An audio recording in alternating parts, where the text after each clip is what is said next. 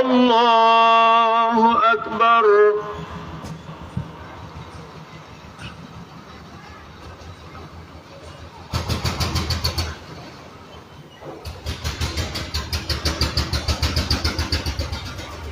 الله أكبر السلام عليكم ورحمة الله السلام عليكم ورحمة الله الحمد لله رب العالمين والصلاة والسلام على سائر الأنبياء والمرسلين وعلى آلهم وصحابهم أجمعين آمين ربنا ظلمنا أنفسنا وإن لم تغفر لنا وترحمنا لنكونن من الخاسرين آمين يا رب العالمين يا أحكم الحاكمين আসর নামাজের পরে সূরা ফাতিহা সূরা ইখলাস দুরূদ শরীফ পড়ে তেলাওয়াত করার একদল গুনাহগার মুমিন বান্দা আপনার দরবারে হাত উত্তোলন করছি।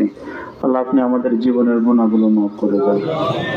তামাম পৃথিবীর মাটিতে এসে যত মুমিন বান্দারা গুনাহ নিয়ে ঘুমের সকলের জীবনের গুনাহগুলো মাফ করে দেন।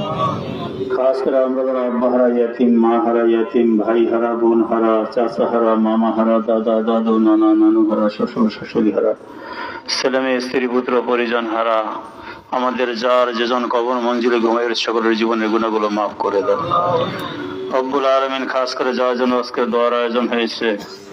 রব্বুল আলামিন তিনবারের সফল প্রধানমন্ত্রী দেশনেত্রী খালেদা জিয়া আজকে অন্ধকারময় কবরে, তারেক রহমান আজকে জন্মের এতিম অবস্থায় দুনিয়া, শোকাহত পরিবারকে সবরে জামিল করার তৌফিক দিয়ে দেন, শোকাহত পরিবারকে ধৈর্য ধারণ করার তৌফিক দিয়ে দেন।